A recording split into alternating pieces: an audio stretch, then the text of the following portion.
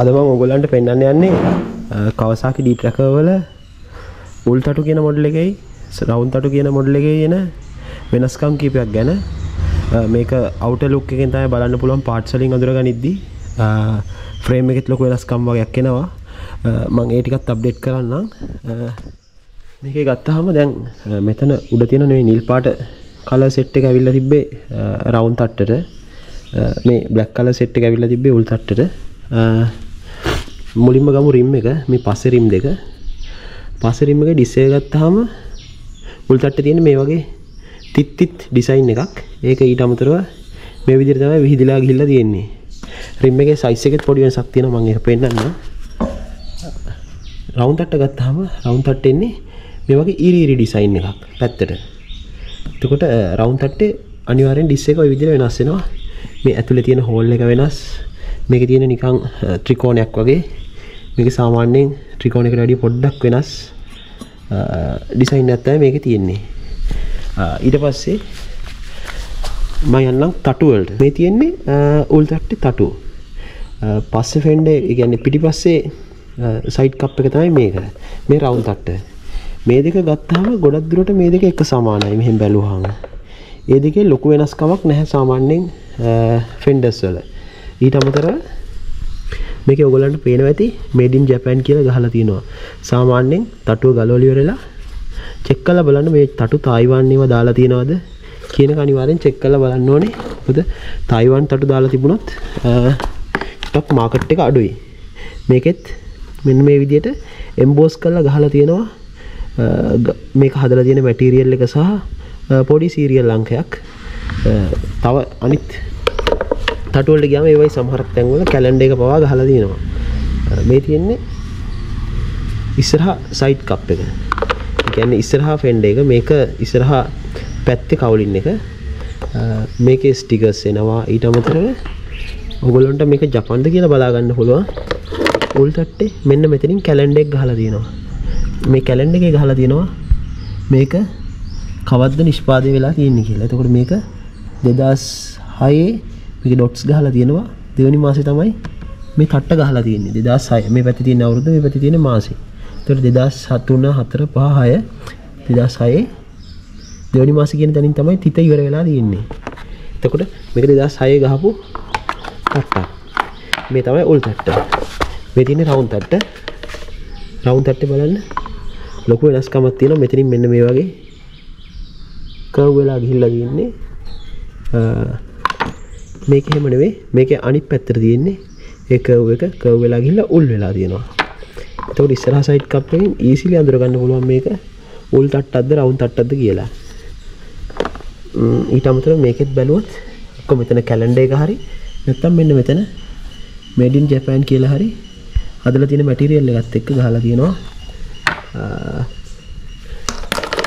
Round තට්ටෙත්. ඊළඟට මම ඔයගොල්ලන්ට පෙන්නන්නේ මූණ තියෙන වෙනස්කම්. මේ තියෙන්නේ උල් තටු මූණ. මේ තියෙන්නේ රවුන්ඩ් තටු මූණ. අපි මේ දෙක එක ළඟට ගත්තොත් සාමාන්‍යයෙන් මුණු දෙකේම ලයිට්ස් දෙක එකයි. මේක ගහලා තියෙන්නේ කොයිටෝ කියන බ්‍රෑන්ඩ් එකෙන්. මේගොල්ලන්ගෙත් මේකත් කොයිටෝ තමයි තියෙන්නේ. සමහරක් ලයිට්ස් වල ස්ටැන්ලි කියලා තියෙනවා. සමහරක් වලට ආෆ්ටර් මාකට් මාරු වෙලා වෙන්නේ නැති. ඊට අමතරව ඔරිජිනල් හෙඩ් ලයිට්ස් වල සිග්නල් ලයිට්ස් වල විතර ගහලා තියෙනවා. ජපාන් කියලා ගහලා තියෙනවා. ඊට අමතරව ඩෙන්සෝ කියන ආෂායි ඩෙන්සෝ කියන කම්පැනි එකෙන් තමයි ඒක ගහලා තියෙන්නේ.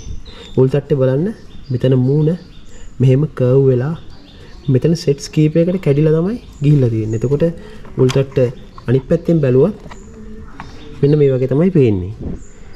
උල් තටු මූණ. එතකොට ඇතුලේ බ්‍රැකට්ස් වෙනස් ෆේස් එක සෙට් වෙලා තියෙන මෙන්න මේ උඩ තියෙන කැප් එක සම්පූර්ණයෙන්ම වෙනස් උල් තට්ටේ. රවුන්ඩ් තට්ටේ බැලුවාම ඊට වඩා ගොඩක්ම වෙනස්. ඒක කෙලින් තියෙන්නේ ප්ලේන් ඩිසයින් එකක් තියෙන්නේ. ඇතුල් පැත්තෙන් බැලුවත් නිකන් ප්ලේන් ඩිසයින් එකක් තියෙන්නේ. හරියට අපේ DRE සෙට්ස් වල වගේ තමයි. ලයිට් එක අනිත් සියලුම දේවල් ගොඩාක් දුරට සේම්. හොඳයි. ඊට පස්සේ මම කතා කරන්න හදන්නේ රවුන්ඩ් තට්ටේ උල් තට්ටේ මීටර් බෝඩ්ස් වල වෙනස්කම් ගැන. මීටර් බෝඩ්ස් දෙක ගත්තාම මෙතන උඩින් තියෙන්නේ මේ තියෙන්නේ උල් තට්ට. මේක තමයි රවුන්ඩ් තට්ට. ඊට අමතරව දැන් බටන්ස් ටික ගත්තාම ක්ලොක් එක, මීටර් එක, ට්‍රිප් AB shift කරන switches, ඊට අමතරව මේ තියෙන neutral, signal light indicators, headlight, head beam indicators, neutral gauge එක indicate කරන එක සියලුම දේවල් සමානයි. කිසිම වෙනස්කමක් නැහැ. එකම අසමානකමකට තියෙන්නේ මෙතන ඇතුලේ තියෙනවා හරහට ඉරක්. උල් තට්ටේ තමයි මේ ඉර එන්නේ. ඊට අමතරව ඩිස්ප්ලේ එක දැම්මම තවත් බලන්න පුළුවන් විදිහක් තියෙනවා. බයික් එකට මීටර් එක හයි කරලා ඩිස්ප්ලේ එක ඔන් කරාම රවුන්ඩ් තට්ටේ ඉලක්කම් තියෙන්නේ මෙන්න මේ විදිහට කෙලින්. ඒතකොට මේ ඊර අපි ඇතුලෙන් වෙනම ගැහුවත් අපිට මේක එන ඩිසයින් එක වෙනස් කරන්න බෑ. මේක ඇතුලෙන් ඩිස්ප්ලේ එකේ පෙන්වන විදිහ අපිට වෙනස් කරන්න බෑනේ. උල් තට්ටේ සාමාන්‍යයෙන් පොඩ්ඩක් ඇන්ගල් වෙලා තමයි ඉලක්කම් ටික පෙන්වන්නේ. රවුන්ඩ් තට්ටේ එහෙම නෙවෙයි. රවුන්ඩ් තට්ටේ මෙන්න මේ වගේ හරියටම perpendicular විදිහට තමයි තියෙන්නේ. මේකේ පොඩ්ඩක් ඇන්ගල් වෙලා නිකන් සාමාන්‍යයෙන් අංශක horizontal එකට අංශක 70ක් වගේ ඇන්ගල් වෙලා තමයි මේ වගේ ඇන්ගල් එකකට තමයි ඉලක්කම් ටික පෙන්වන්නේ උල් තට්ටේ. එතකොට මේක ඇතුලෙන් වෙනස් කරලා තිබ්බත් ඕගොල්ලන්ට easily අඳුර ගන්න පුළුවන් යතුරු දාපු ගමන් මේක උල් තට්ටු මීටරයක්ද රවුන්ඩ් තට්ටු මීටරයක්ද කියලා ටක් ගාලා. ඊට පස්සේ මම ඕගොල්ලන්ට පෙන්වන්න යන්නේ රවුන්ඩ් තට්ටේ උල් තට්ටේ පිටිපස්සේ හම්ප් එකේ තියෙන වෙනස්කම්. මේ තියෙන උල් තට්ට, මේ තියෙන රවුන්ඩ් තට්ට. රවුන්ඩ් තට්ට මෙහෙම සයිඩ් එකට ගත්තාම ඔයගොල්ලන්ට පේනවා ඇති පිටිපස්සේ නැවිලා තමයි ගිහිල්ලා තියෙන්නේ. මගෙන් නැවිලා තියෙනවා. ඒ වුණාට උල් තට්ටේ එහෙම නැහැ. ඒක කෙලින්ම ස්ට්‍රේට් තියෙනවා. ඊට අමතරව මේකෙත් අර වගේමයි කැලෙන්ඩර් එක ගහලා තියෙනවා. ගහලා තියෙන ඊයේ එක මේක 2005 12 වෙනි මාසේ වගේ තමයි ගහලා තියෙන්නේ. මේ ඔක්කොම එම්බෝස් කරලා තියෙන්න ඕනේ. මේක ඇතුළට හාරලා වගේ ගහලා තියෙනවා නම් අනිවාර්යයෙන් මෙහි කවුරු හරි මොකක් හරි මැජික් එකක් පෙන්නලා මේකෙත් බලන්න made in Japan කියලා ගහලා තියෙනවා. serial numbers ටික ගහලා තියෙනවා.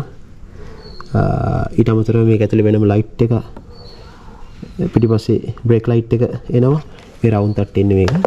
උල් තට්ටේ එහෙම නැහැ. උල් තට්ටේ separate වෙනම පල්ලෙහාට එනවා. number plate holder එක. number plate holder එකත් එක්ක තමයි මම ඒක ඕගොල්ලන්ට එකත් පෙන්නන්නම්. number plate holder එකත් එක්ක තමයි tail light එක assemble වෙලා තියෙන්නේ. මේ තියෙන උල් තට්ටේ එන tail light එක මේක මෙන්න මේ විදිහට උල් තට්ටත් එක්ක සෙට් වෙලා තමයි සෙට් වෙන්නේ. එතකොට තමයි brake light එක මේකට assemble වෙන්නේ මෙන්න මේ විදිහට. නමුත් round තට්ටේ වෙනස්. ඒකේ tail එකේම ඇවිල්ලා තියෙනවා brake light එක. brake light එක ඔය විස්තර ටික. මේ ටික තමයි වෙනස්කම් විදියට ප්‍රධාන වශයෙන් ඕගොල්ලන්ට එළියෙන් බලා ගන්න පුළුවන් සාමාන්‍ය round තට්ටේ උල් තට්ටේ. ඊට අමතරව මම ඕගොල්ලන්ට පෙන්නන්නම් chassis කොහොමද අපි වෙනස්කම බලාගන්නේ කියලා. මම ඕගොල්ලන්ට කිව්වා රිම් වල ලොකු වෙනස්කමක් එනවා කියලා. මේ තියෙන රවුන්ඩ් තට්ටේ රිම් එක බලන්න ගහලා තියෙනවා XL RX XL J17 maximized by MT 3.50 කියලා. රවුන්ඩ් තට්ටේ සාමාන්‍යයෙන් 3.50 තමයි 17 inches රිම් එකේ සම්පූර්ණ size එක diameter එක. ඊට අමතරව මම හිතන්නේ 3.50 කියන්නේ width එක වෙන්න ඕනේ. ඒ වගේ මේක නමුත් උල් තට්ටකට ගියාම මේ තියෙන උල් තට්ට ඒකේ RX XL J17 MC maximized by MT 4.0. එතකොට මේකට වෙද්දී rim size එක පොඩ්ඩක් වැඩි වෙලා තියෙනවා width එකෙන්.